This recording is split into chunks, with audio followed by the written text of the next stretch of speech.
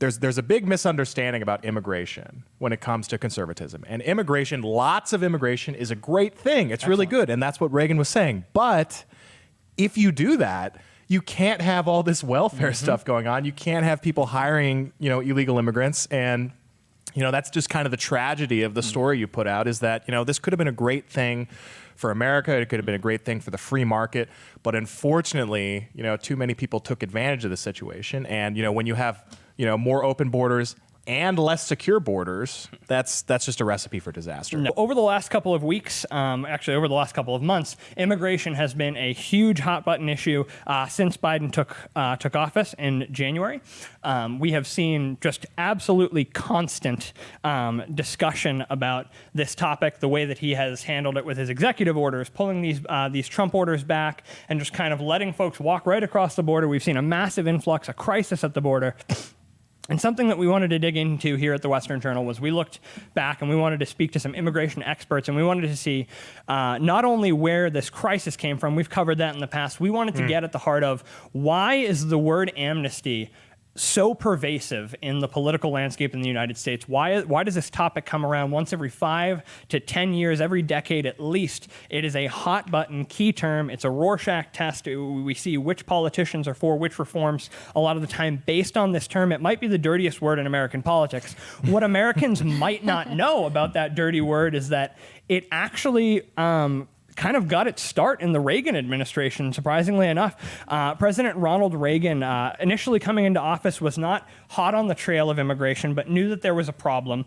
Previous administrations, particularly the Eisenhower administration and the Carter administration, had started opening up commissions in Congress and in the executive to kind of seek out how many illegal immigrants were in the country, what were the effects. They found it, depressing wages, these crossings at the southern border. They found that it was having a tremendous impact on the cultural fabric in the American South and the Southwest. And so Reagan came into office not particularly seeking out the immigration issue, but by his second term, it was hot enough and it was important enough to him that he wanted to tackle it. He wanted to say, let's get this under control. As we know, the Reagan Revolution was a massive part of the American culture at the time. Deeply optimistic character, a Hollywood star, and a governor of California. He came in with optimism. He changed the cultural landscape. And part of that was looking back on the history and saying, oh, well, American history is immigration. There was the Ellis Island era. There was, the settling of the American West. And before that, the settling of the colonies. And so we dug back. We spoke last week. I spoke with Mark Krikorian at the Centers for Immigration Studies. We've had a great relationship with them in recent months as we've reported on this topic. And we essentially found that it sort of seems, and you guys can check this report out, it just dropped this morning, if you want more details on the immense history behind the creation of amnesty in the American immigration conversation, how we got here. But something that Mark Krikorian told me was that, it wasn't necessarily Reagan's fault, but his optimism, his enthusiasm was taken advantage of at the end of the day.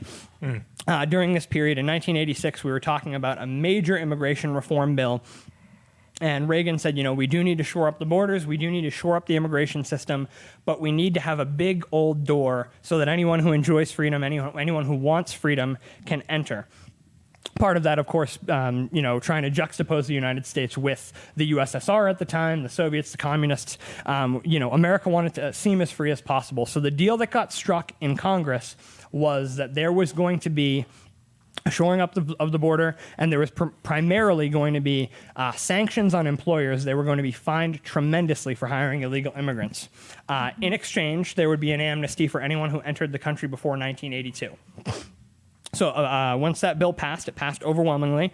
About 2.7 million folks amnestied into the U.S. population, given their green cards and an opportunity at citizenship. Unfortunately, within a year, senators and congresspeople on both sides of the aisle, prominent names, folks like Ted Kennedy, the Lion of the Senate from Massachusetts, John McCain, started trying to pull back these sanctions and allow for American businesses to hire illegal immigrants. Obviously, a lot of the politicians in Washington, we know this, we talk about this in the pockets of big business, always looking for a freer market, nothing wrong with that per se, but open up the borders and they take back their part of the bargain.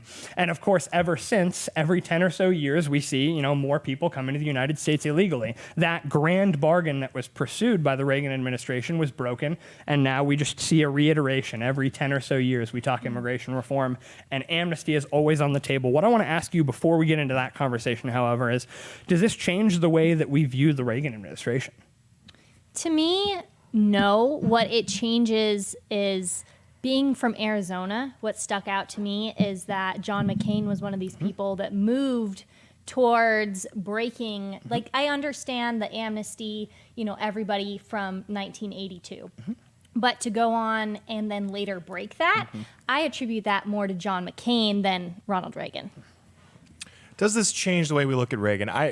It shouldn't. I think for a lot of reactionaries on the right today, it probably does, because there's a big misunderstanding about immigration when it comes to conservatism. And immigration, lots of immigration, is a great thing. It's really good, and that's what Reagan was saying. But if you do that, you can't have all this welfare stuff going on. You can't have people hiring, illegal immigrants. And, that's just kind of the tragedy of the story you put out, is that, this could have been a great thing for America. It could have been a great thing for the free market.